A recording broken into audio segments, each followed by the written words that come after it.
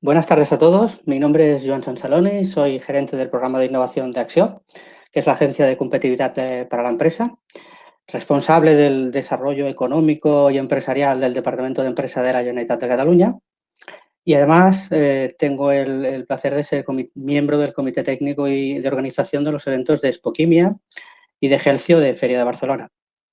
Yo lo que quisiera primero es agradecer a la dirección de FIRA la invitación para poder moderar este webinar delante de unos excelentes ponentes y algunos amigos, ¿vale? Un webinar que hemos llamado Sin Precedentes, porque la situación en la que estamos es sin precedentes, y que viene a dar apoyo pues, a una cita que comentaba que celebraremos en el próximo diciembre en Barcelona y donde esperamos pues, veros a todos. Bien, en el webinar de hoy lo que intentaremos es poner de relieve la relevancia del papel de la colaboración entre todos los agentes del sistema, empresas, entidades públicas, entidades privadas, y cómo esta colaboración se convierte de manera efectiva en un resultado. Miraremos de que algunas lecciones aprendidas creo que pueden ser extrapolables no únicamente a las situaciones de crisis sanitarias que a veces se dan, sino además para otro tipo de situaciones que pueden venir, cotidianas, de gestión, etcétera. A ver, todas las organizaciones pertenecientes a los diferentes ámbitos empresariales están llevando acciones para contribuir a la lucha contra el COVID-19, que van desde la protección de los trabajadores, la creación de plataformas de información, la creación de nuevos servicios, productos, algunos realmente extraordinarios y novedosos, incluso pues la financiación para la reorientación de las actividades esenciales, o de gente que se está reinventando, ¿no? En todas ellas, además, se pone de relieve, yo creo que la importancia del trabajo en lo que llamamos en cooperación o en alianza. El concepto de alianza a mí realmente me parece interesantísimo, más que la colaboración, incluso más allá de la cooperación. Esta idea en la cual compartimos proyecto, compartimos agenda, incluso a corto plazo, como en el caso de una pandemia, pero que puede ser a largo plazo. Esta idea de alianza entre los sectores pues, privados, empresariales, hoy veremos unos ejemplos, y que dan al final pues, un resultado que creo que es óptimo y que, bueno, hoy veremos 5 casos creo que suficientemente interesantes. Sin más, comenzamos. Agradecer a los ponentes y a los invitados pues, su tiempo, la voluntad de compartir las experiencias y sus casos. Y me gustaría comenzar pues, con Aarón Cabrera. Aarón Cabrera, hola, ¿qué tal, Aarón? Hola, ¿qué tal? ¿Cómo Pues, estamos? ¿qué tal? Gracias, Joan. Buenas Quería tardes. agradecer sobre todo a la FIRA de Barcelona por darnos esta oportunidad y a ti por presentar, de decir un poco qué es lo que hemos hecho en los clústeres o algunas de las Deja, cosas que déjame un momento, déjame un momentito que vamos a presumir de ponente. Venga, déjame un momentito. A ver, Aarón, como habéis notado ya cuando he hablado, es nacido en Las Palmas de Gran Canaria, ¿vale? Es licenciado en biología, es realmente un experto, doctor en bioquímica por la Universidad de La Laguna y tuvo la brillante idea de irse un día por la Universidad Pública de Navarra y allí se quedó. Allí se quedó trabajando en todo lo que es la producción y la purificación de proteínas, de lo cual es un gran experto. Posteriormente se incorporó al Instituto de Agrobiotecnología de la propia universidad, donde desarrolló pues, técnicas de detección de patógenos principalmente, ¿no? En el 2011-2013, en su carrera profesional acabó en Nitec y desde hace pues poco, pues muy poquito, digamos, antes del COVID prácticamente, pues se incorporó al clúster de impresión funcional y a la plataforma tecnológica española de impresión en 3D, 3D Neo, donde está trabajando en hacer cosas pues que hoy nos explicará, ¿no? Digamos, la impresión funcional y aditiva como respuesta a la pandemia. sí. Ahora sí, si primero habríamos que presentarte un poco.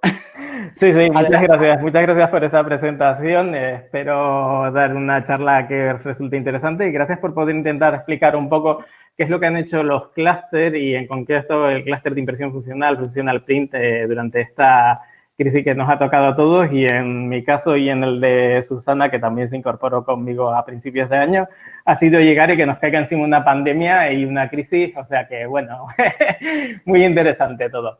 Bien, en fin, ¿qué es la impresión funcional? Os voy a dar unas breves nociones. Pues bien, la impresión funcional o la impresión avanzada trata de intentar conseguir productos de mayor valor añadido y por lo tanto mayor ganancia económica y empleo de más calidad utilizando métodos de impresión que no son normales, que no son habituales o en su defecto materiales que no se utilizan normalmente en impresión. Eso es fácil verlo con ejemplos. Por ejemplo, en el caso de la electrónica, en la impresión de circuitos, casi todos los productos electrónicos llevan ya circuitos impresos, antenas, sensores, electroluminiscentes. Muchos de los OLED que se utilizan para pantallas llevan parte impresa. En la parte biofuncional, pues, por ejemplo, lo más conocido son los diagnósticos electroquímicos, como por ejemplo los que utilizan los diabéticos para controlar la glucosa. El packaging tenemos ahora envases interactivos, etiquetas inteligentes, y en los últimos años se han unido a la impresión aditiva, o lo que la gente llama impresión 3D, que en principio surgió como una idea para crear prototipos, pero poco a poco está ganando impulso. En esta crisis ha ganado mucho renombre, y que se prevé utilizar en los próximos años para tiradas de series cortas de productos y también en la personalización de productos. ¿Pero qué es un clúster? Para quienes no lo sepáis, pues un clúster es una asociación de empresas y de centros de conocimiento, como centros tecnológicos, en el cual buscan la mejora de la tecnología de un determinado sector industrial, en nuestro caso el de la impresión.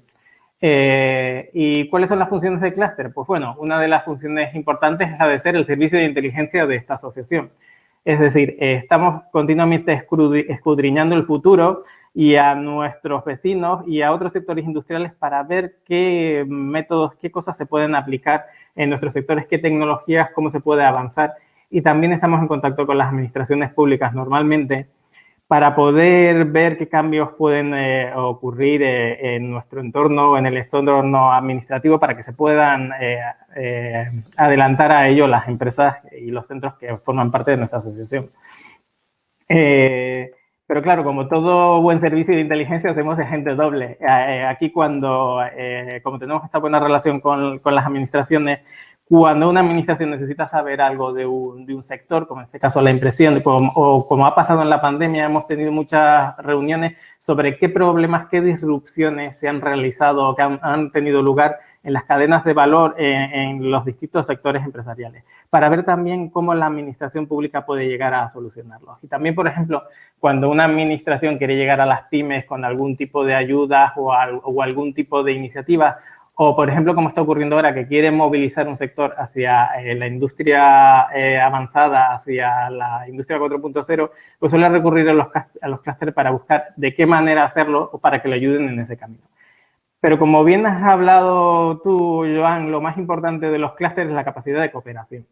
Los clústeres tratan en todo momento que los socios colaboren entre sí, muchas veces incluso empresas que de normal son competidores, para que aúnen esfuerzos y consigan con sus sinergias tener productos de mayor valor añadido e incluso avanzar en tecnología, lo cual mejora en general la sociedad y también, pues eso, lo que buscamos todos, que son empleos de más calidad. Y este valor es el que se ha puesto de manifiesto durante esta crisis que nos ha tocado, por desgracia, vivir.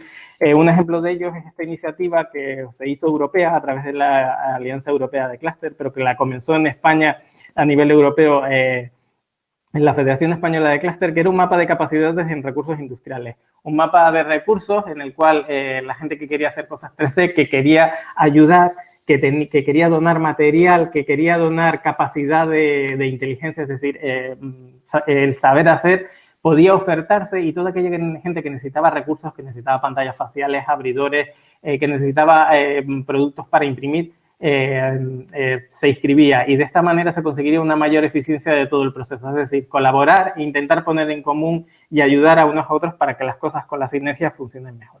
Un ejemplo de esto es lo que ocurrió en Navarra. Nos pusimos en contacto con Naitec, que le comentamos toda esta iniciativa y que se estaba intentando utilizar la 3D para ayudar en problemas que había, sobre todo con los EPI. Naitec, que es un centro tecnológico que está asociado a nuestro clúster y que se encuentra en Navarra y se dedica a la automoción y la mecatrónica, habló con el gobierno de Navarra y le dijo que tenía intención de hacer todo eso, y en ese momento el gobierno de Navarra se encontraba muy desbordado, pero no tanto por la pandemia, sino como la gran oferta, que de esto podríamos hablar luego, la gran oferta de gente que quería ayudar. Y le pidieron a Naitec que intentara poner un poco, que les ayudara con todo esto, porque es que no podían, había tanta gente que quería apoyar que era imposible organizarlo. Entonces Naitec se puso en principio con ayuda Makers Navarra, que agrupaba a la mayor parte de los fabricantes, pequeños fabricantes particulares que querían ayudar en la pandemia. llegaron a un acuerdo de qué tipo de modelo había que fabricar de pantallas faciales, porque se centró este proceso en pantallas faciales, con qué materiales, y luego se hizo un protocolo de recogida, desinfección y distribución, porque no solo fabricarlo, tiene que llegar allá donde queramos y en unas condiciones de seguridad necesarias para que lo puedan utilizar. Y aquí participó también el Colegio Oficial de Enfermería, el de Ingenieros Industriales, el Salvamento, Ayuda y Rescate, el Colegio Oficial de Médicos de Navarra y el Servicio Navarro de Salud. Cuando pusieron a punto todo este protocolo, se lo comentaron al Gobierno de Navarra y les dio el visto bueno, con lo cual ya empezó todo este flujo de trabajo. Los productores, algunos de los cuales he puesto aquí, llevaban a los puntos de recogida las pantallas. Quien no podía llevarlos porque era un pequeño productor o un particular, se le iba a recoger a su casa o a su centro de trabajo. Se llevaban a los lugares de desinfección donde se desinfectaba, se envasaba y se presentaba para saber que nadie lo había tocado luego, y se distribuía en los centros donde se necesitaba. Este sistema gustó tanto al Ministerio de Ciencia e Innovación que lo distribuyó todo el protocolo a nivel de todo el Estado. De hecho, la Generalitat de Valencia lo adoptó como suyo propio, y en el caso de Navarra se llegaron a fabricar por este método 16.000 pantallas faciales, que no es poca cosa. Otra cosa que hemos hecho desde el clúster y que se han hecho desde todos los clústeres en general es el apoyo a la presentación de proyectos para luchar contra la pandemia. En este caso voy a presentar dos. Uno es un sistema de amplificación LAMP que se llama, que es para un sistema de detección, pretendía ser un sistema de detección ambulatorio para el SARS-CoV-2. Entonces, bueno, no conseguimos financiación para el tema, se presentó junto con NITEC, pero bueno, esta iniciativa llevó a que NITEC y la Mancomunidad de Pamplona se pusieran de acuerdo para intentar llevar a cabo, al igual que otros centros, que creo que hoy también se va a hablar de ello, pudiesen buscar positivos en aguas residuales para adelantarse a posibles brotes. Otro proyecto que estamos trabajando con dos empresas, una de Navarra y otra del País Vasco, es el proyecto que llamamos Tanta Stopper. Tanta en euskera significa gota, y lo que pretendemos es buscar una mascarilla hecha con materiales reciclables, porque la reciclabilidad de las máscaras que hay actualmente es prácticamente nula, y esto va a generar un problema de residuos muy gordo al que nos tendremos que enfrentar en breve. Y por último decir también que los clústeres, o dentro de los clústeres siempre, que realizamos algún tipo de actividad, como los webinars, como el que vamos a realizar el próximo martes, siempre intentamos buscar un hueco, un pequeño hueco, para intentar buscar de alguna manera cómo podemos ayudar en esta pandemia. Y en este caso, por ejemplo, el martes vamos a hablar de aplicaciones antimicrobianas de la nanotecnología, de cómo aplicarlo esto al edificio inteligente para reducir, pues por ejemplo, que los pomos de las puertas se conviertan en un lugar peligroso para futuras infecciones. Y bueno, un poco he intentado ir rápido porque en 8 minutos hablar un poco de todo lo que se ha hecho es difícil, pero bueno, siempre habrá tiempo luego para las preguntas. Muchas gracias a todos y a ver... Sí, dejamos de compartir. Muy ya, bien. creo. Gracias, Aaron. Muy bien. Gracias, Perfecto, Joan. perfecto en el tiempo. Bueno, ya empezamos a salir todos los temas de cooperación. Me parece muy bien. Cambiamos el tercio, vamos a pasar de un aspecto como máscaras, protocolos, a la e-health. Pues os quisiera presentar a Meritxell Davins. Meritxell Davins es una referencia en Cataluña y en muchos sitios en todo el tema de e-health. Ella es responsable de e-health y de innovación del Consorcio Sanitario Integral. Es cirujana vascular, doctora en cirugía, y su tesis doctoral sobre telemedicina en el control de enfermedades arteriales periféricas, pues ya daba a entender que su carrera iba dirigida hacia un cierto camino. Ha realizado posgrados en innovación y en investigación, es máster en dirección de instituciones sanitarias por la Universidad Autónoma de Barcelona, es responsable de e-health e innovación en el Consorcio Sanitario Integral, que es donde actualmente ejerce, profesora de la Universidad Oberta de Cataluña, de la Blanquerna, de la Ramon Llull, ponente, profesora, experta, miembro de juntas directivas de la asociación, de la Junta Ejecutiva de la Sociedad Digital, participa en muchos sitios, sabe muchísimo y nos va a explicar un poco el proyecto Telcovid, del cual hemos oído hablar incluso por prensa. A ver qué nos explica. Venga, Meritxell, muchas gracias. Hola, buenas tardes. En primer lugar, quería agradecer a la FIRA por darnos esta oportunidad de poder explicar nuestro proyecto, y hemos escogido esto porque yo creo que, bueno, ha sido un proyecto de colaboración y que nos ha ayudado entre todos. Vamos a hacer la presentación.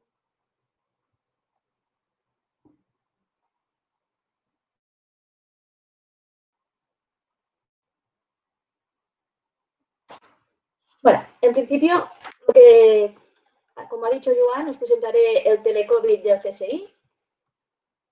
Para ponernos un poco en contexto, a ver si pasan las días. El Consorcio Sanitario Integral, que también le decimos el CSI, es un consorcio público que está formado por 13 centros, ¿no? De los cuales somos 3 hospitales, l'Hospital Moisès Broggi, l'Hospital General d'Hospitalet y l'Hospital 2 de Maig.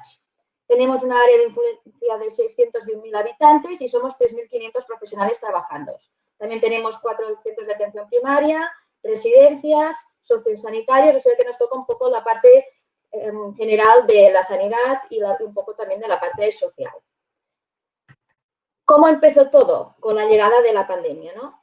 Aunque, como podemos ver en las fotos, la pandemia no era la primera vez que funcionaba, pues nosotros sí que, por nuestra generación, era la primera vez que había una pandemia o que nos enfrentábamos a esto. Si miramos un poco las fotos, ¿no? Mientras que fuera del hospital lo que se veía era solitud, poca gente, podemos ver aquí la comparativa de la foto de las Ramblas del día de Sant Jordi, ¿no? Un año antes y después cómo era.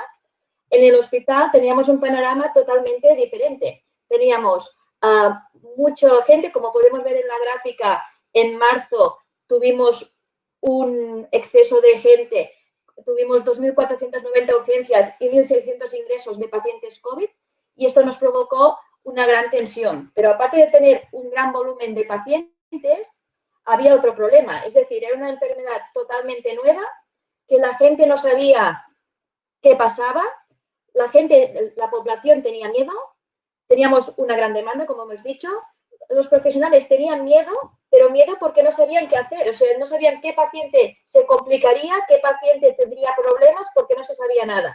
Y esto provocaba, pues bueno, que estaban preocupados si lo puedo adoptar, si no lo puedo adoptar, si esto lo tengo. Y además de esto, del día a día añadíamos cansancio y situaciones familiares y sociales problemáticas, con lo cual teníamos claro que teníamos que hacer algo para poder seguir, ¿no? Intentamos hacer un seguimiento de los pacientes más intenso que lo que hacíamos normalmente en urgencias. Pero ¿qué nos pasó?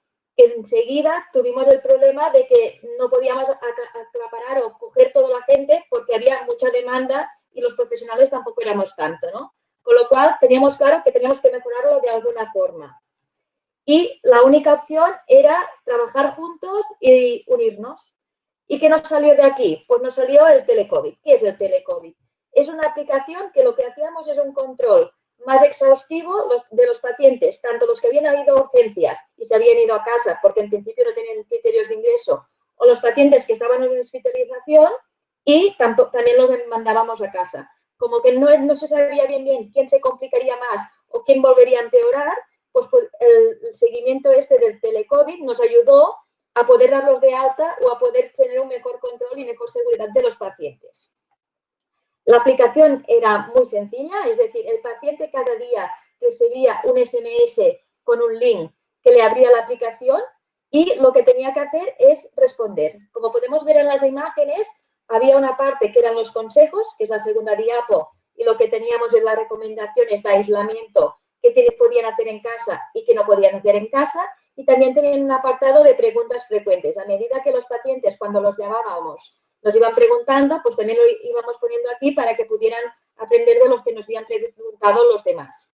A más, la aplicación tenían cada día lo que tenían que responder, por ejemplo, en este caso era el tercer día de seguimiento. Y esto nos ayudaba. ¿Cuáles preguntas? Eran muy fáciles, eran así, ¿eh? ¿Tenéis más dolor en el pecho que ayer o cuando estabais en un hospital? No, sí. O sea, eran estas preguntas. Las preguntas son las que os pongo aquí. ¿Cómo se encuentra hoy? ¿Era mejor, peor, igual? Si había tenido fiebre respecto a ayer, si tenía más dolor del pecho o estaba igual que en el hospital, si le costaba respirar o si tenía diarrea. ¿Vale? Con esto lo que hacíamos, aquí lo podemos ver un poco el circuito, ¿no? El paciente recibía el mensaje, respondía, esto era llevada al SAP, a nuestro sistema de información, que nos generaba unas alarmas. Es decir, si el paciente estaba todo bien, era una alarma verde. si el paciente tenía algún problema, una alarma roja.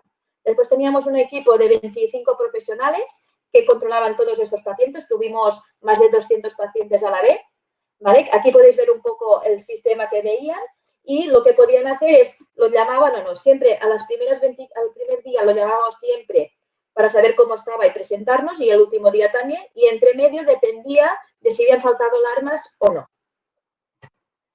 Los resultados fueron, el número de pacientes que atendimos fue 1.065, el 68% que venían desde urgencias y el 30% de hospitalización. Los profesionales, como os digo, fue un equipo multidisciplinar, que yo creo que estos de colaboración, profesionales de anatomía patológica, de endocrino, profesionales de riesgo que no podían atender pacientes, pues todos se volcaron a ayudar con el telecovid. Pensad que se trabajaba todos los días de la semana, sábados, domingos, porque el paciente daba igual el día que era. Eso ha sido durante 1 mes y medio, 2 meses intensos para todo el mundo, sin ningún día de fiesta. Tuvimos un 23% de alarmas rojas, es decir, el 23% tuvo alguna complicación, que lo que hacíamos es llamarlo, y un 2,25% tuvo que volver a urgencias. Y los que volvimos a urgencias después de la valoración del profesional, todos ingresaron, con lo cual el screening iba bien porque detectábamos los que tenían que ingresar. Se envió 6.692 mensajes para que respondieran y la satisfacción de los pacientes fue de un 8,8, que realmente es muy alto.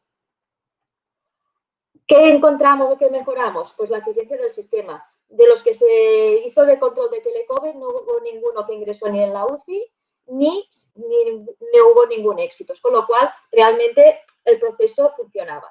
Mejoramos la eficiencia del sistema porque nos permitía dar el alta un poco antes, porque el miedo del profesional de qué le va a pasar, como que sabía que había otros profesionales que lo seguirían y si pasaba algo estarían con él, pues era más fácil, y esto nos ayudó también a sobrevivir en el hospital. Disminuyó las visitas de las llamadas si no hubiera visto este cribaje, porque hubieran tenido que llamar cada día o no sabían qué pasaba en el paciente. La aplicación, como que funcionaba cada día, era más fácil y 25 profesionales podían abarcar todos los pacientes. Apoderamos el paciente gracias a que podía leer las preguntas frecuentes, iba mejorando y sus dudas se habían resuelto, y mejoró la satisfacción tanto del paciente como del equipo profesional, porque el paciente que no habías llamado porque no te tocaba ese día, pero habías verde, te digas, uff, está bien, ¿no? Es una sensación también de bienestar y de tranquilidad de todo el equipo. Y con eso lo que queremos que mejoramos mucho es la seguridad. También decir que una vez damos el alta del telecovid, estamos unidos con primaria, enviamos un mensaje, sabían, y estos pacientes ya pasaban directamente a primaria con la información nuestra. Es decir, que había también una interacción primaria-hospital, que yo creo que esto también fue muy importante a la hora de la coordinación del territorio.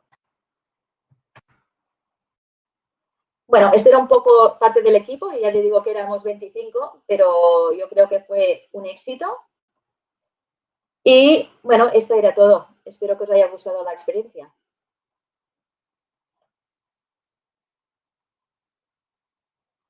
Gracias. Muchas gracias, Meritxell. Yo creo que ha quedado claro en un entorno hospitalario, en este caso, y creo que lo has dejado al final. Esta colaboración entre dentro del hospital, este equipo de tantas personas, de tantas especialidades, con la relación con primaria, yo creo que eso sí que produce salud. A veces producimos productos y a veces producimos salud. Ese intangible tan importante que valoramos. Bueno, pues volvemos donde habíamos empezado. Vamos a volver a materiales. Y vamos a volver con Amador García. Amador García, bueno, es doctor en química orgánica, es licenciado en farmacia por la Universidad de Valencia, ha hecho estancia de investigación en la Universidad de Pittsburgh y es director de tecnologías de IMPLAS, es el Instituto Tecnológico del Plástico. Realmente me apetece muchísimo, para un plastiquero como yo, siempre me defiendo como un plastiquero, ¿vale? Antes de trabajar en la administración pública. Creo que es importante que el sector plástico saque un poco la cabeza y valorice un poco todo el trabajo que se está haciendo y lo que queda por hacer, digámoslo así. Yo creo que en Equiplas en diciembre podremos discutir muchas cosas y del sector y de la industria y de la tecnología ligada, pero vaya. Amador es investigador en IMPLAS desde hace muchísimos años, desde 2009. Es director de tecnologías desde el año 2018. Su experiencia en I+D+I es amplia, sobre todo en materiales poliméricos, donde todo el mundo dice que sabe mucho. en sectores aeronáuticos, médico, en construcción, envases, bueno, artículos científicos, todos los que quieras, y un par de patentes. Creo que es interesante que nos explicara un poco la idea de la unidad mixta de investigación, Europlas, que estáis desarrollando. Siempre he defendido este concepto de unidades mixtas entre centros tecnológicos, pues en este caso un hospital o empresas y un centro de investigación, porque creo que hay gran avance en la tecnología y en la innovación cuando se produce esta unidad mixta, genera actividad y luego actividad industrial, porque se puede ir derivando, ¿no? Bueno, nos va a presentar cómo los materiales plásticos y la nanotecnología pues le han metido un poco de fuerza contra el COVID-19. A ver qué nos explica. Amador, muchas gracias. Muchas gracias, Joan, por la presentación. La verdad es que, en primer lugar, bueno, para mí es un placer estar hoy aquí compartiendo todos los desarrollos y todo lo aprendido, ¿no? Durante la época esta que nos ha tocado vivir, es decir, después del famoso marzo, donde se declaró el estado de alarma y, bueno, donde la pandemia empezó de verdad, ¿no? Y nada, agradecer a Joan, la verdad, la presentación, que la verdad ha sido emotiva para mí. Y bueno, a todos vosotros por estar hoy aquí y también a FIRA por darme la oportunidad de, bueno, de mostrar parte de lo que hacemos. Y bueno, como decía también, de mostraros las cosas aprendidas que yo creo que en un corto plazo de tiempo hemos aprendido mucho. Y bueno, es lo que voy a tratar de comentaros hoy y de presentaros.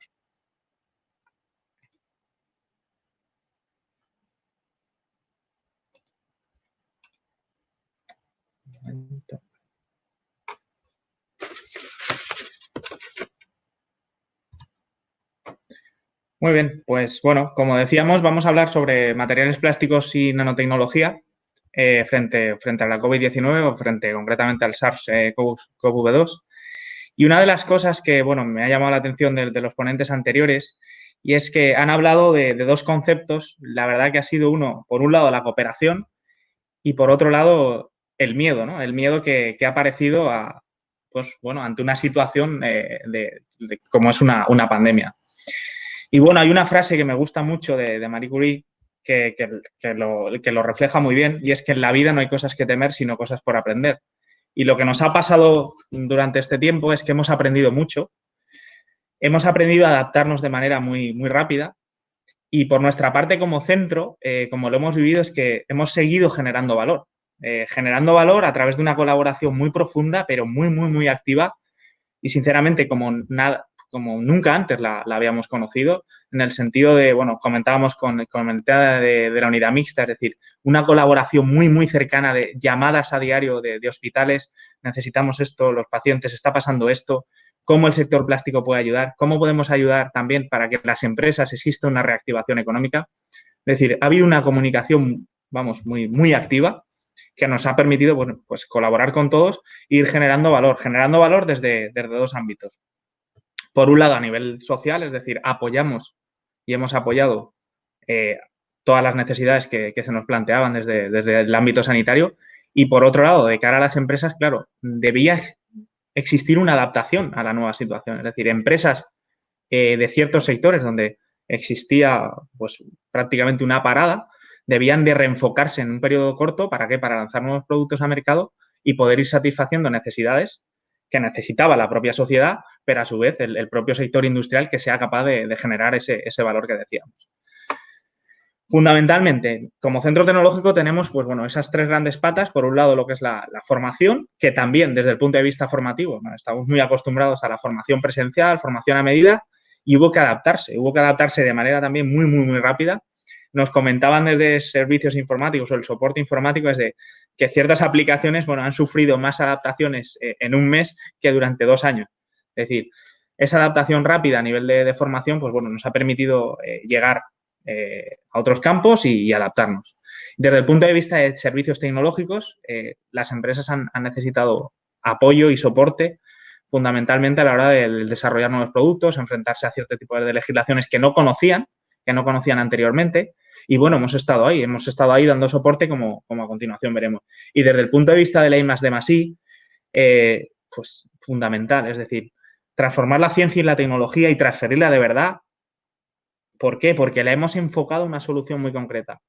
SARS-CoV-2 es un virus que ha aparecido nuevo y lo que hicimos y estamos haciendo y hemos hecho muchos a través de la colaboración es readaptarnos, es decir, todo lo que teníamos en cartera, cómo es capaz de enfocarse a aportar una solución. Concretamente, en el primer bloque, bueno, vamos a hablar de lo que son sistemas de protección, que ya se ha comentado una parte por Aarón, que son las pantallas de protección. En ese sentido, las pantallas de protección, bueno, son un elemento que nos ayuda a protegernos frente a un tipo de salpicadura. Entonces, es un elemento eficaz. ¿Qué ocurría? Que no existía, como en un principio, en marzo, no existía una capacidad de producción porque las empresas no estaban enfocadas a producir pantallas. La impresión 3D cobró una labor importantísima. Es decir, en conjunto, la comunidad de makers se activó, participamos además con los makers. Es decir, ahí contribuimos. Y además contribuimos, pusimos a disposición de la plataforma nuestras máquinas para decir, oye, señores, vamos a contribuir produciendo filamento 3D. Sabemos producir filamento 3D, lo hemos hecho en el pasado. Pues bueno, aquí está nuestro sistema para producir filamento 3D y que los makers además tengan capacidad de ir alimentando y satisfaciendo necesidades.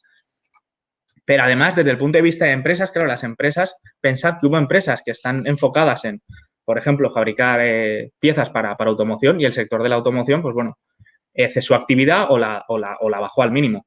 Entonces, hubo empresas que adaptaron su producción. ¿Cómo? Pues bueno, adaptaron su producción a nivel de desarrollaron moldes, optimizaron materiales, optimizaron producción para producir esas pantallas de protección. Pero, ¿qué ocurre? Esas pantallas de protección se consideran un EPI, eso lleva una legislación asociada y también necesitaron ayuda para decir, bueno, ante este producto, ¿qué debo hacer? ¿Qué ensayos debo realizar? ¿Cómo puedo vender mi producto con garantías? Pues bueno, en eso contribuimos. Y por otro lado, que es algo que también se ha comentado, el tema de las máscaras filtrantes o los equipos de las mascarillas de protección. Vamos a ver, pues bueno, ¿qué hemos estado haciendo ahí? En cuanto a pantallas de protección, fijaos, en realidad hay detrás una legislación que hubo que apoyar a las empresas porque es una protección individual de los ojos y hay una serie de especificaciones que hay que cumplir. Pero, ¿qué pasa? La situación es una situación particular y se activó un protocolo especial para COVID. Ese protocolo especial lo que nos permite es durante un año poder vender ese producto y ponerlo en el mercado con garantías. Y en eso, como centro, fue en lo que ayudamos, por un lado, a las empresas. Para empresas que decidieron cambiar o lanzar un nuevo producto, pues bueno, les dimos soporte en ese sentido. Es decir, dentro de esa UNE 166, pues bueno, qué tipo de cosas o qué tipos de ensayos debían de cumplir. Por otro lado, en cuanto a las máscaras, pues bueno, ya sabéis, me imagino que todos conoceréis las distintas posturas que ha habido por parte de la OMS y la escasez mundial de lo que son mascarillas. Ahí, pues bueno, en marzo dijimos, vamos a ver, el plástico, una de las tecnologías de producción masiva es la tecnología de inyección. Pues bueno, vamos a ver si somos capaces de, a través de esas tecnologías de producción masiva, como es la inyección de materiales termoplásticos, somos capaces de producir unas mascarillas que puedan proteger frente al COVID y que puedan ser de uso masivo en algunos sectores, como puede ser el ámbito industrial. Y ahí, pues bueno, sí que me gusta enseñar esta foto porque, bueno, la verdad es que hemos hablado de trabajo muy intenso durante muchos días y la verdad es que batimos récords. ¿El por qué? Porque, primero, colaboramos con empresas moldistas, con empresas de materia prima, con empresas que suministraban metal. Todo el mundo, como digo, se produjo un alineamiento de planetas y, fijaos, el 23 de marzo tuvimos el primer prototipo. Primer prototipo fabricado por inyección. Eso implica selección de materiales, diseño del propio producto, fabricar un molde y ser capaz de inyectarlo. Y ahí tenéis el resultado. ¿Qué ocurre? Ese producto fue evolucionando. El 5 de abril ya veis ahí que generamos un engendro, pero bueno, nos validó un concepto y en torno a mediados de abril fue como cuando llegamos a ese diseño, a ese primer diseño funcional adecuado de nuestra mascarilla, es decir, en un muy corto periodo de plazo, gracias a la colaboración, pues desde, como os decía, desde empresas, la parte de diseño, es decir, una colaboración muy, muy cercana y comunicación básicamente a diario y casi que 24 horas al día, pues bueno, eso nos permitió, la verdad, avanzar muy rápido. Y incluso ayudar a empresas que estaban iniciando este tipo de proyectos, de decir, oye, soy una empresa de inyección quiero lanzar un nuevo producto a mercado en este ámbito, entonces, ¿qué tengo que hacer? Pues bueno, le asesoramos desde el punto de vista de materiales, qué tipos de peculiaridades a nivel de diseño tenían que tenerse en cuenta y, como digo, aprendimos muchas cosas como criterios como la respirabilidad, qué cosas había que tener en cuenta como el paso de aire que había que dejar, los sistemas filtrantes a acoplar. Esta máscara lo que busca es ser un sistema reutilizable, es decir, para reducir en el ámbito de la economía circular, es decir, optimizar mucho mejor los recursos, ¿vale? Y de esa manera, bueno, que esa máscara se pueda reutilizar y solo intercambiemos lo que es el filtro. Fruto de esto, pues bueno, la verdad es que hubo una llamada dentro a nivel de Comunidad Valenciana sobre presentación de proyectos y bueno, la verdad es que tuvimos la suerte y nos financiaron este proyecto. Es una máscara respiratoria reutilizable frente a COVID con un filtro intercambiable y ahora lo que estamos trabajando es además incorporarle una pantalla de protección, porque al final tendremos un producto, bueno, que enmarca todo. Y este producto, bueno, actualmente lo estamos enfocando al desarrollo de un EPI como tal, que puede ser una FFP2, una FFP1 o una FFP3, en función del tipo de filtro y el tipo de diseño final que hagamos. Pero bueno, el desarrollo de este producto es fruto al final de toda la colaboración que ha habido durante estos meses. Ha sido una colaboración muy, muy, muy estrecha. Y además, pues bueno, también lo digo, es la consecuencia de haber hecho los deberes durante años atrás. Es decir, todas esas inversiones en equipamiento, en material, en conocimiento, pues bueno, hace que cuando tengamos que enfocarnos en la resolución de un problema, podamos hacerlo. Aquí es simplemente recordaros que es un sistema, es un EPI, por tanto, está regulado por la UNE en 149 y bueno, estamos trabajando en esa línea y además hay empresas también interesadas. Por otro lado, y bueno, el otro bloque sí que lo centro más en productos, lo que yo llamo biotech o biotecnológicos, y es, bueno, la nanotecnología para la lucha contra el SARS-CoV-2. Y aquí, ¿de qué nos nutrimos? Pues bueno, llevábamos años trabajando en el sector plástico, pero concretamente en una división que es la ciencia de polímeros aplicada a medicina. ¿Para qué? Usar esos polímeros para vectorizar o para llevar o para diagnosticar. Es decir, usamos el polímero como un tren. Yo lo comparo siempre así. Y en ese tren le vamos sumando una serie de cosas que necesitamos. Si queremos diagnosticar un cáncer, pues bueno, le acoplamos a ese polímero algo, una biomolécula que sea capaz de reconocer el cáncer. O si queremos, por ejemplo, llevar un fármaco, pues bueno, acoplamos un fármaco y el polímero actúa de vehículo. Claro, todo esto han sido años de trabajo. Cuando apareció el COVID dijimos, ostras, ¿y estas tecnologías cómo pueden emplearse frente a COVID? ¿Se pueden emplear para diagnosticar? Recuerdo, bueno, es una anécdota, ¿no? Como al final, pues 3 compañeros estábamos reunidos y dijimos, bueno, 4, perdón, dijimos, creo que podemos desarrollar test. Y bueno, eso fue un jueves y al jueves siguiente estábamos trabajando ya en ese diseño de los test, es decir, ¿pero por qué? Porque teníamos previamente desarrollados polímeros y materiales inteligentes, es decir, teníamos desarrollado todo un sistema de síntesis de nanopartículas, síntesis de polímeros para drug delivery, que al final de los 7 pasos que había que dar, cambiando un solo paso, podíamos desarrollar tecnología para luchar frente al COVID. Del mismo modo, pues bueno, este proyecto fue financiado, además, por la Agencia Valenciana de Innovación, concretamente, bueno, por la Consellería. Y os voy a enseñar algunas fotos, bueno, que yo creo que una imagen a veces vale más que 1000 palabras. Todo esto está basado, como digo, en nanotecnología, en nanopartículas de oro, así como en ciertos polímeros a escala nanométrica. ¿Para qué? Para detectar, al final, por un lado, presencia de anticuerpos, es decir, si has pasado la enfermedad o la estás pasando, y además estamos desarrollando otro test para amplificar la señal y detectar el virus sin tener que emplear técnicas como PCR, que son las técnicas habituales. Buscamos eso, desarrollar herramientas diagnósticas rápidas, es decir, de diagnóstico rápido que se pueden aplicar en muchos ámbitos, como puede ser un centro de salud, incluso podría ser una farmacia, bueno, otro tipo de establecimientos sanitarios. Como digo, sabíamos mucho de nanotecnología, pusimos a punto capacidad de escala de litros, es decir, podemos al final producir muchos litros de estas disoluciones. ¿Para qué? Para poder imprimir a escala masiva estas tiras que veis aquí, ¿vale? Estas tiras que veis aquí son la base de los test, bueno, llevan una serie de sistemas de conjugación, sistemas de soporte donde se combinan antígenos y anticuerpos, es decir, hay mucha tecnología detrás que la desarrollamos previamente al final. Lo que hicimos fue adaptar esa tecnología mediante unos últimos pasos a lo que es el COVID. Y aquí veis, finalmente, uno de los test, ya los prototipos de los test que hemos desarrollado, bueno, donde veis que esos son positivos, que somos capaces de detectar. Por mi parte, nada más. Ha sido, la verdad, un placer poder compartir nuestros desarrollos. Muy bien, muy bien, muy bien, muy bien. Yo creo que ha sido interesante la parte, cómo has podido combinar la parte más de materiales con la parte más médica al final de los test. Como vemos que la hibridación de las tecnologías y cómo la relación entre las entidades que han participado pues ha dado al final un producto que no es plástico, es otra cosa, ¿vale? Combina muchas cosas, Joan, eso muchas cosas, eso es, sí. Muy bien, pues seguimos adelante con la presentación. Y voy a dar paso pues, a un buen amigo que es Javier Anzadi. Javier Anzadi es el director de desarrollo científico y tecnológico de Eurecat. A ver si nos aparece por aquí, Javier. Si nos apareces. Aquí, para aparecer.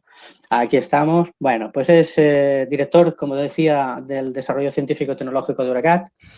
Es el responsable y está colaborando con todas las estrategias tecnológicas del centro y todo el desarrollo de proyectos singulares en Eurecat. Colabora como experto externo a la Comisión Europea en desarrollo de estrategias digitales, donde tiene voz y voto.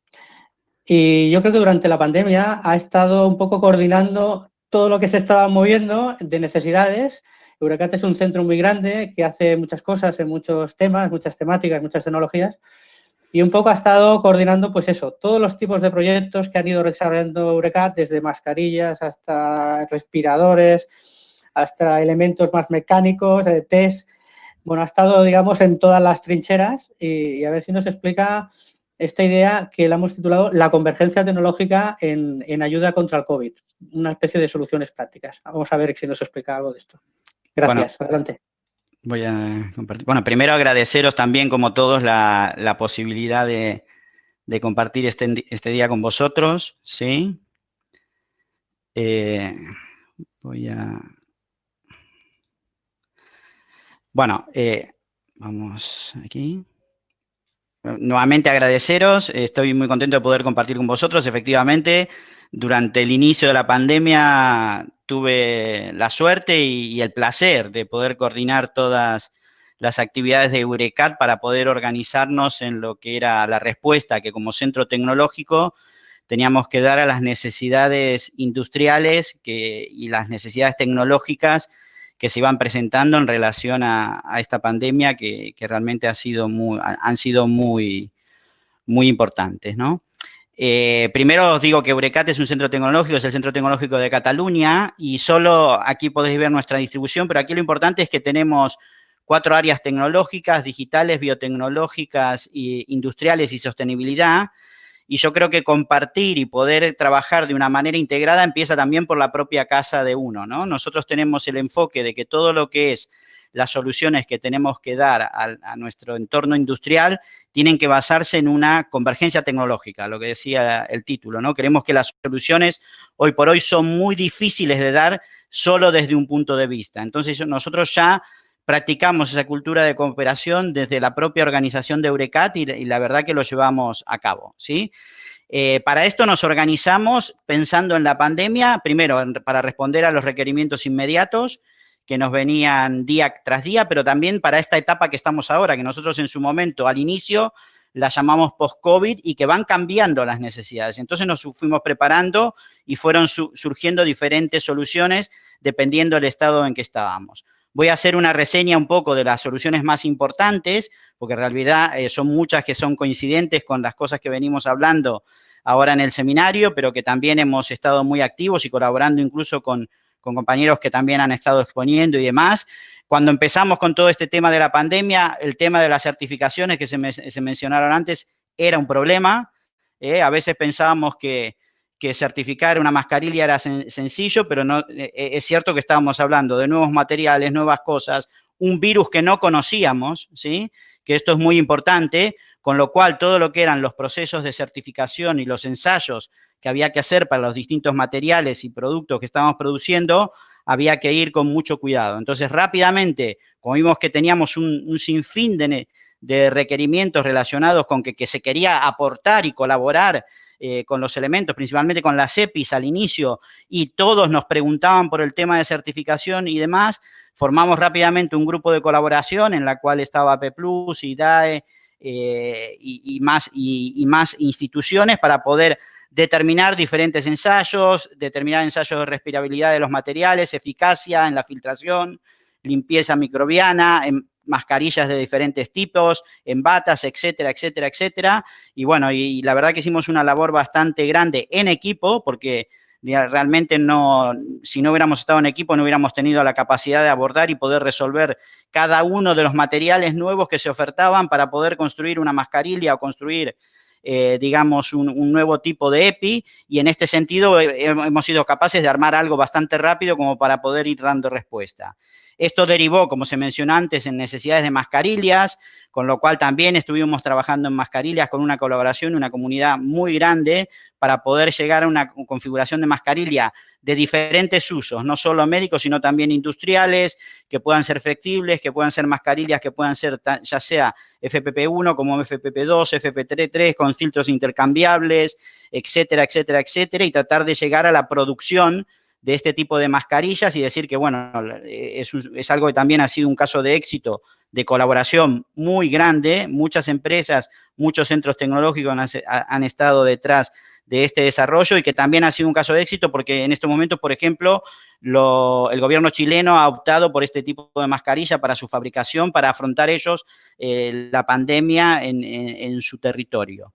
También hemos tenido un sinfín de requerimientos referidos a procesos de desinfección, a todos los procesos, ya sea de ozono, de UV, hasta sal. Nos han preguntado por procesos de desinfección con sal, y la duda inicial normalmente era si realmente los procesos de desinfección que estábamos aplicando realmente eran efectivos a la hora de desinfectar con respecto al SARS-CoV-2, un virus que no conocíamos, ¿sí?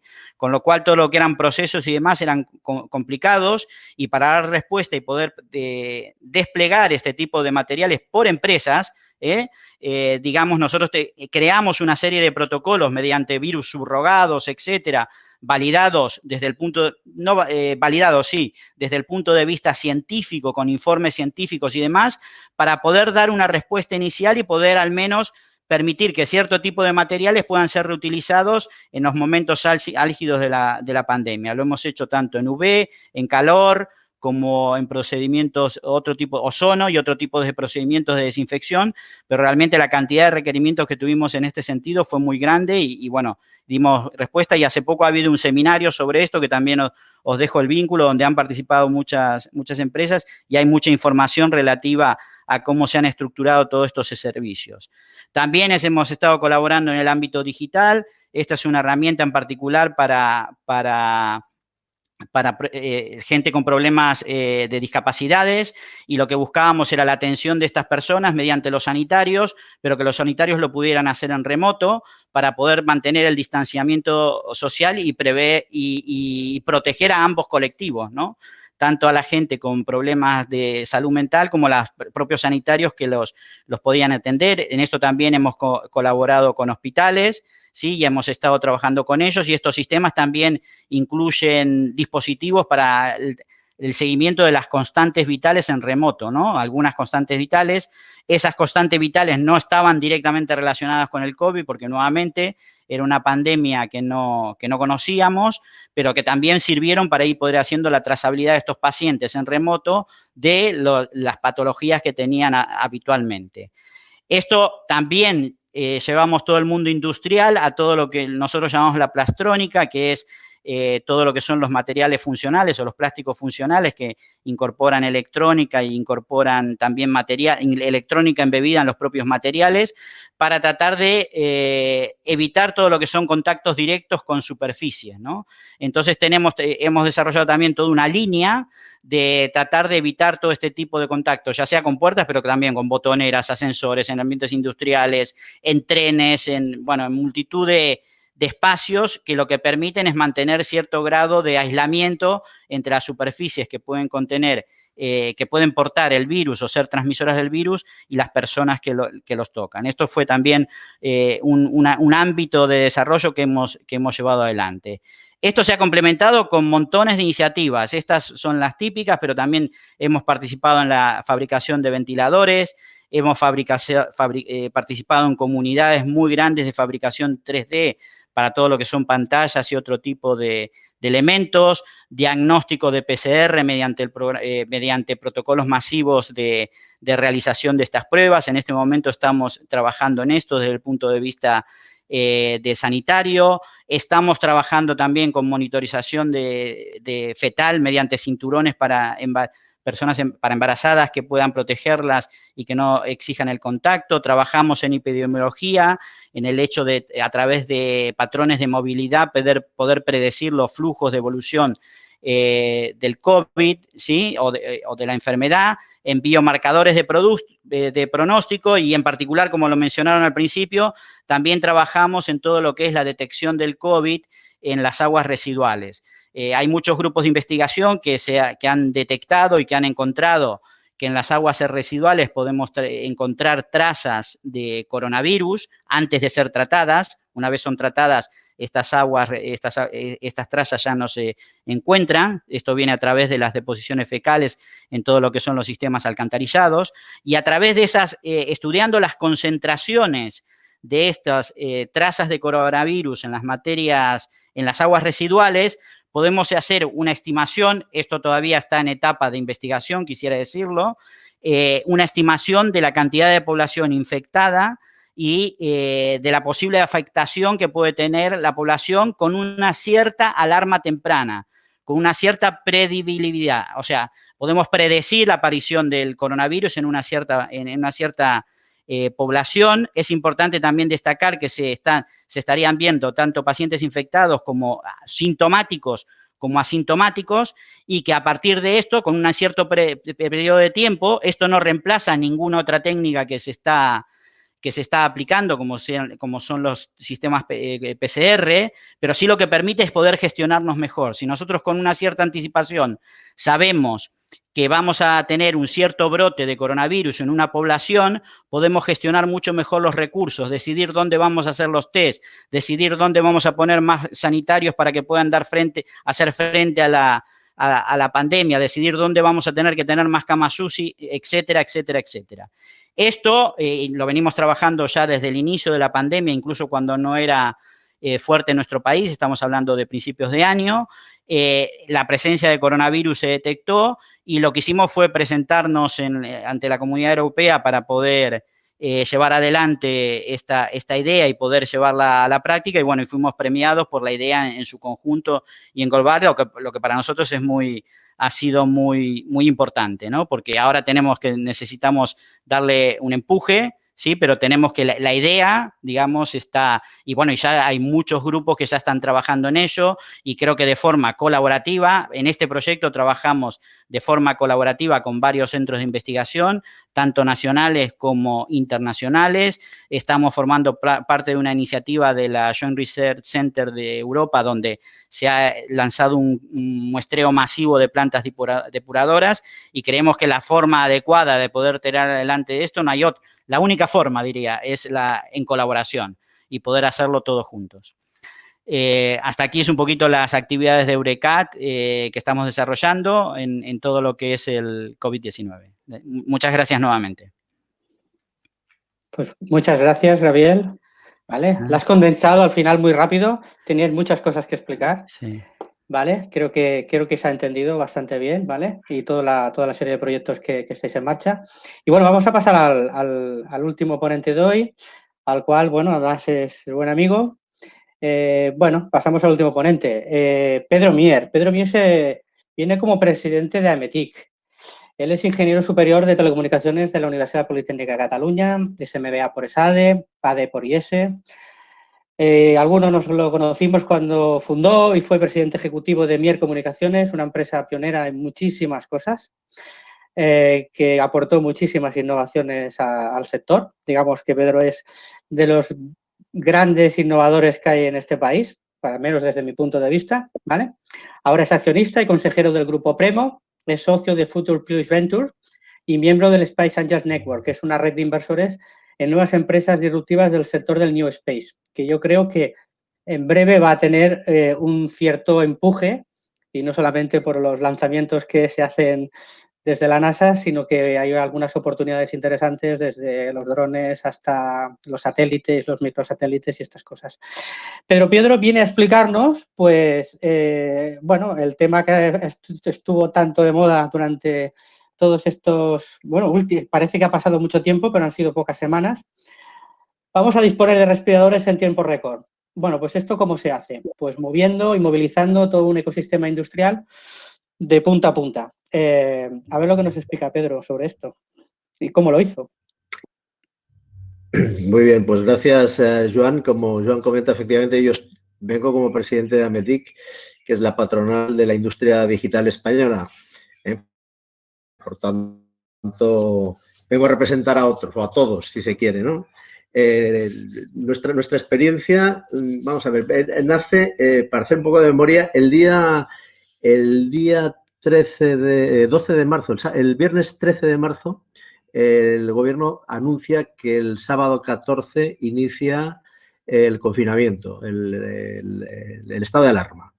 Ese mismo fin de semana, algunas entidades, por ejemplo la Fundación Cotec, lanzan una idea de decir, oye, vamos a movilizar a todo el ecosistema de innovación en España porque ya no solo se preveía, sino que ya se sabía, ya se estaba viviendo en el entorno internacional un problema grave de limitación de ventiladores para las UCIs.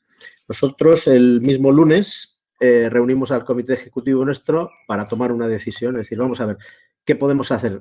Tenemos dos opciones, nos ponemos a desarrollar movilizando pues, las empresas, los profesionales que quieren hacer una nueva solución para ventiladores o buscamos una vía alternativa. Aquí no hay que perder de vista, porque aunque parezca que no, nos olvidamos muy rápido de la situación de urgencia gravísima que estábamos viviendo. Estaban creciendo los casos graves a una velocidad tremenda, las UCIs empezaban a estar colapsadas, o no, en crecimiento exponencial. Los expertos sanitarios anunciaban que iba a producirse un colapso y que había una urgencia grave para solucionar. Nosotros lo que hicimos es valorar cuál iba a ser, según nuestro punto de vista, qué era lo mejor que podíamos hacer, y llegamos a la conclusión de que el problema que había que resolver era actuar muy rápidamente para disponer de muchos ventiladores y que para las dificultades mayores que se iban a encontrar, desde nuestro punto de vista, que después se confirmó, uno era la certificación necesaria en todos los productos sanitarios y después la capacidad de producir en volumen. Bueno, lo que dijimos es aquí nosotros tenemos gente capaz, muy preparada, muy experta en llevar productos, a desarrollar productos y escalarlos en producción de forma rápida, y lo que creamos es un equipo de profesionales muy buenos, liderado por una de las personas de nuestro comité ejecutivo, Ezequiel Navarro, el consejero delegado de Premo, con ese objetivo.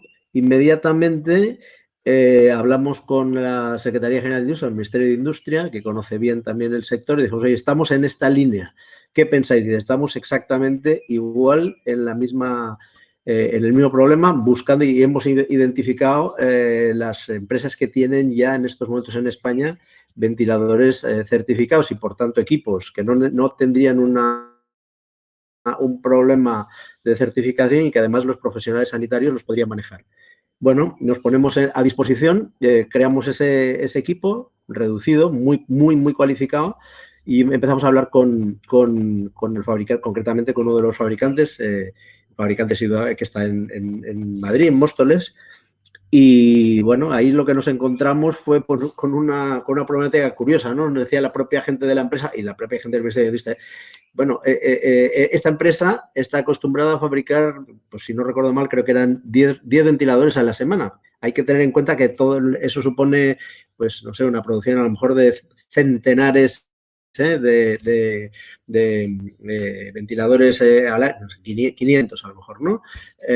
O digo más, no, más, 2.000, pero es que el mercado español pide en condiciones normales pues 3.000, ¿no? Con lo cual era, bueno, totalmente normal. ¿Cuánto se va a necesitar? Hombre, se va a necesitar en el plazo más rápido posible, más rápido y es de extrema urgencia, 5.000. Bueno, pues ahí tenemos un problema muy grave. Si hay que llegar a producir 5.000 en un plazo muy rápido, pues hay que pasar de una producción de 10 a la semana a 100 al día. Y esto es un problemazo, ¿no? Enorme, mucho mayor de lo que parece. Para empezar, es un problema cultural, porque, claro, el que está acostumbrado a hacer un tipo de producción es como intentar que un fabricante de coches de Fórmula 1 pues se convierta en pues un fabricante de no solo de equipos utilitarios, sino a lo mejor de coches utilitarios en un periodo muy corto. Esto es complicado, difícil, ¿no? Bueno, ¿qué hicimos nosotros? Decir, bueno, pues una aproximación claramente industrial, que, como digo, tuvo primero sus dificultades, que después, una vez se comprendió, pues se superaron rápidamente, de comprensión, ¿no? Es decir, bueno, pues claro, el que está acostumbrado, imagínate que tú entras en un fabricante de coches de Fórmula 1 y dices, oye, vamos a ver, aquí hay que, pues los coches en 10 minutos tienen que salir probados, ¿no? 10 minutos. Aquí un test de un motor tarda 3 semanas. Bueno, pues hay que imaginar cómo se puede hacer esto, ¿no? Rápidamente identificamos que aparte del propio problema cultural de dimensión, había un problema muy serio con las electroválvulas. Electroválvulas es un elemento crítico que en ese momento estaba absolutamente bloqueado en el mundo. Hay 1 o 2 suministradores y además los países estaban actuando para bloquear lo que eran suministros estratégicos para su propia necesidad. Hubo que trabajar en 3 líneas a la vez. Hicimos un plan A, que fue conseguir por todas las vías, utilizando pues todos los contactos internacionales, públicos y privados, para que se pudiera dedicar una parte de esas electroválvulas a la necesidad española, buscar el segundo suministrador internacional y una tercera muy interesante, que fue movilizar un diseño propio. Ahí se movilizó un equipo de profesionales de innovación extraordinarios. No tengo otro calificativo.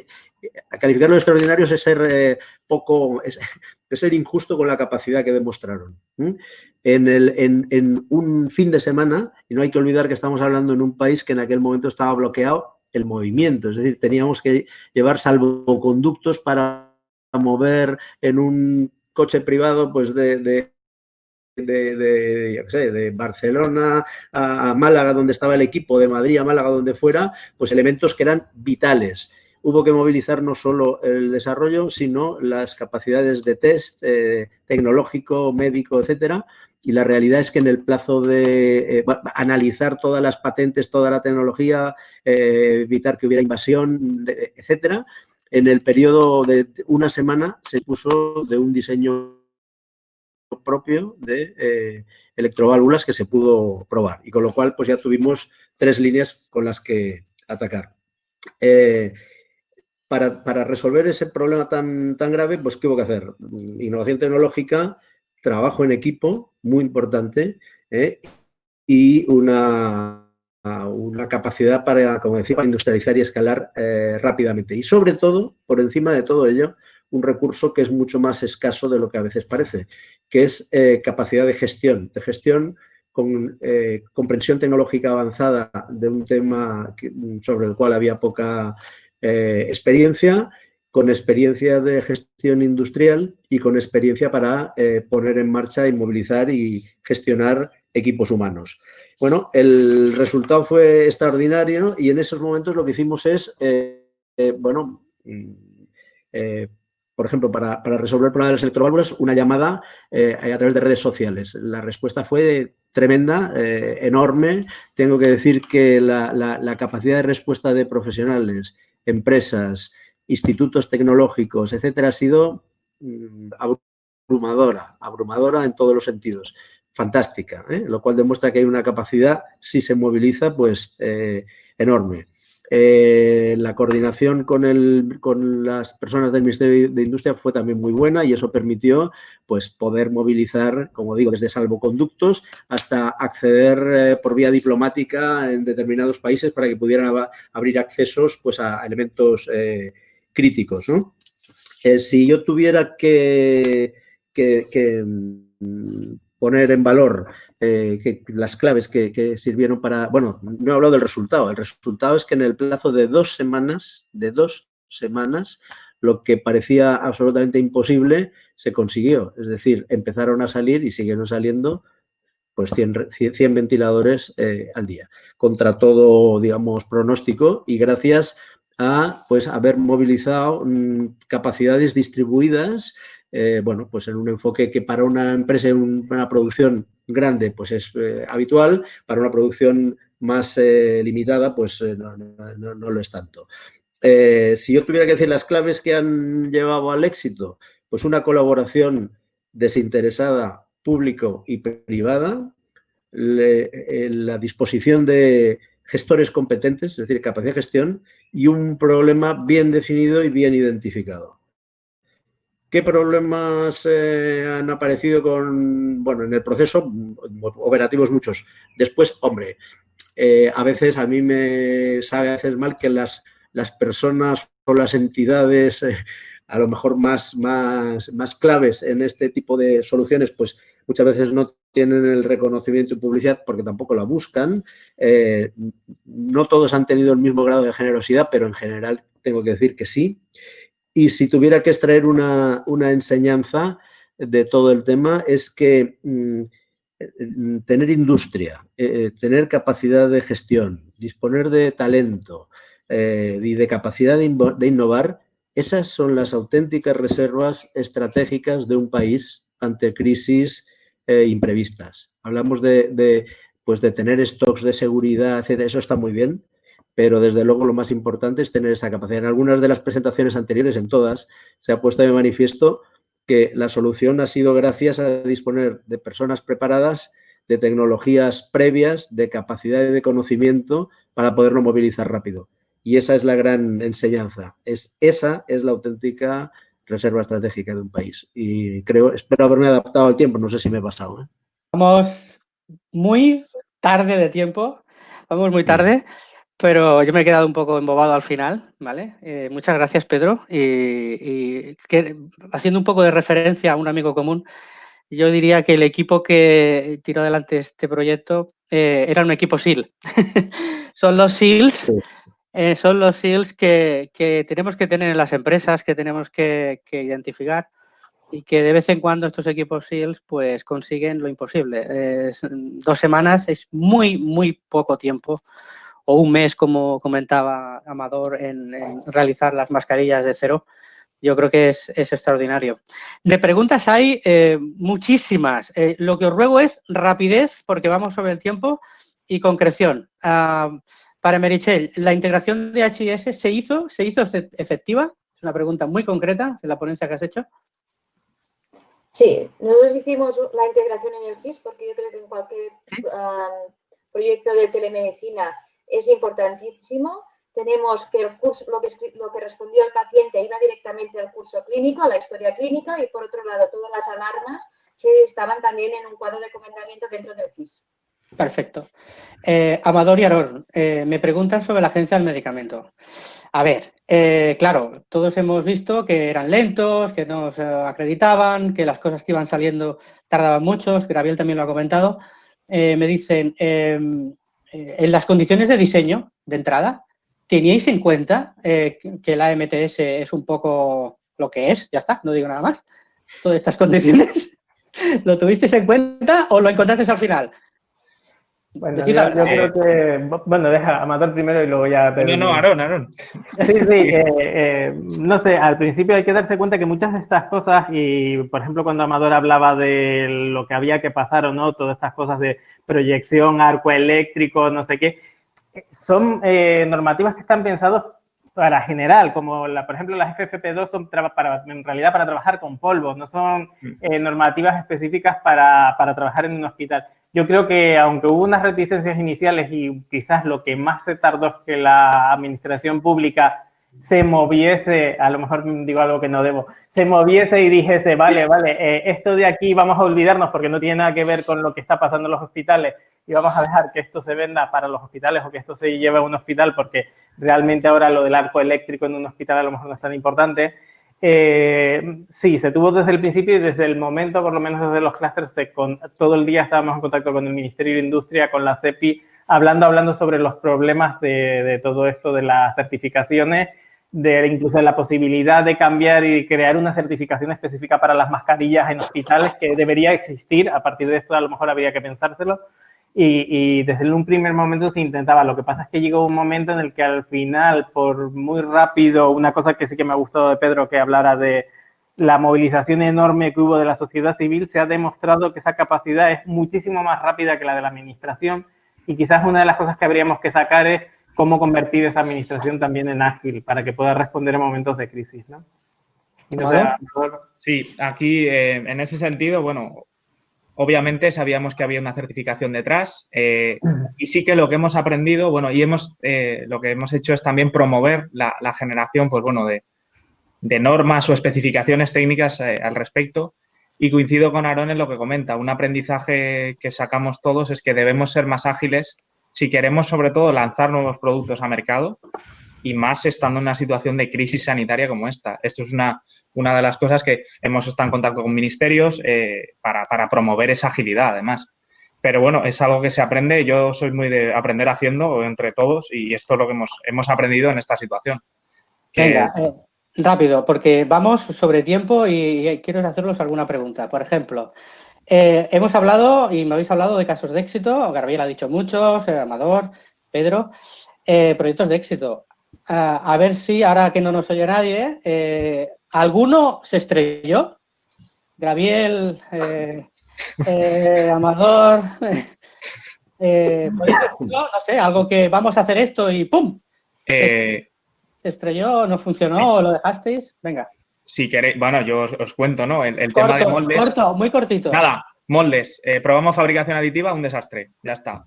Tuvimos que ir al molde clásico. Vale. Y eso fue un desastre. En el tema de respiradores hay muchos que han fallado. Claro, tú no puedes meter cualquier respirador en un hospital porque es una cosa peligrosa. Sobre todo en la parte que nadie pensaba que era seguridad eléctrica y electrónica. Hemos visto casos en Rusia en el que se las ha incendiado, incluso muertos en un hospital. Que llegaban y pues no, en un momento no habían pensado en que tenían que pasar esa certificación y ahí se estrellaron. Pregunta muy rápida. A ver, vosotros habéis sido líderes de los proyectos, los habéis pilotado, pero la idea, la necesidad surgió de alguien, de algo, la chispita. Nos vamos a ver, Pedro comentaba, bueno, hacen falta ventiladores. Nos ponemos, o sea, ponemos el grupo SIL y en 2 semanas está. En el resto, ¿tenéis identificado quién hizo el primer paso? ¿Fue un WhatsApp en un grupo en el cual os metieron de manera, bueno, encuentras tu teléfono y te meten en un grupo? Bueno, sí, porque a mí me metieron en muchos de esto, ¿no? Y te empiezas y te encargan una tarea y que no sabes nada, ¿no? ¿Cómo fue aquello? ¿Cómo empezó? Bueno, Gabriel, venga, va. Empezó por todos lados, digamos, no te diría cómo, porque hemos tenido desde mails al mail genérico de Eurecat, de una empresa, de una pyme de 2 trabajadores queriendo probar algo de fotocatálisis, wow, hasta empresas que te plantean algo, que tienen una idea, que la quieren llevar a cabo y la quieren validar, ¿no? Y también hay ideas propias. Nosotros lo que pusimos en marcha también, somos un centro tecnológico grande y pusimos en marcha ideas internas y muchas de las cosas que terminamos implementando estaban en las ideas internas y también nos vinieron por fuera, ¿eh? Te diría que no es que surgió una idea interna. Normalmente hay muchas cosas que se nos ocurren a todos, de entrada, digamos. Y entonces, pero estas cosas hay algunas que terminan en realidad, otras que no, y las que terminan en realidad son muchas confluyentes y llegan por muchos caminos, Yo quería, sí, perdón. Decir una cosa con esto, que muchas veces las empresas tecnológicas tienen ideas, los ingenieros, buenas, pero que no tienen en cuenta qué necesidad tenemos los profesionales. Y a veces, aunque sea un gran invento, no sirve para nada. O sea, sí sirve para hacer la foto, pero no para una necesidad útil en ese momento.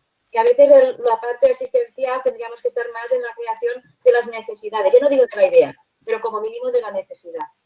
En ese equipo SIL necesitamos la parte asistencial, es evidente. ¿Algún comentario más? Sí, en nuestro caso, bueno, coincido con lo que se comentaba por parte de Eurecat. Nos ha llegado, por ejemplo, máscaras y pantallas, fue mutuo. Teníamos interés, nos llegaba por hospitales de, oye, necesitamos cosas para protegernos, hacerlo ya, por favor. Y nosotros internamente también quisimos. Y los test, sinceramente, cabezonería. Dijimos, vamos a ver, con todo lo que sabemos hacer de nano y con todo lo que sabemos de materiales, ¿cómo no vamos a ser capaces de hacer esto? Y bueno, ahí está. Y también me gusta llamarlo del grupo SIL de gente, de innovación, sí. Sí. Tengo que acabar. Eso es un elemento muy importante, ¿eh? Hay que tener gente que cuando se dice eso es imposible, ¿cómo que es imposible? Vamos a ello. Sí, eso es muy importante. Muy bien, pues vamos acabando porque nos vamos pasando. Simplemente para resumir, hemos hablado de agentes dobles, hemos hablado de SILs. Me ha gustado cuando habéis hablado de cooperación y que hemos tenido miedo. Pero que al final no hay que temer, sino simplemente aprender. Creo que es algo interesante y como reflexión, que en 2 semanas se pueden hacer muchas cosas y en un mes se pueden hacer muchísimas cosas, ¿vale? Agradecer a todos, a la participación, a Feria de Barcelona, al equipo de la Business Unit de Escoquimia, de Química y Ciencias de la Vida, a su directora, Pilar Navarro, al equipo que ha dado apoyo al webinar, María José, Clara, Tony, que se han estado por ahí. Nos vemos del 1 al 4 de diciembre en Expoquimia Equiplus Eurosurfas, en las jornadas Celcio que serán relacionadas, sin precedentes. Un saludo para todos, salud, gracias, buenas tardes. Salud, buenas tardes. Hasta luego. Adiós.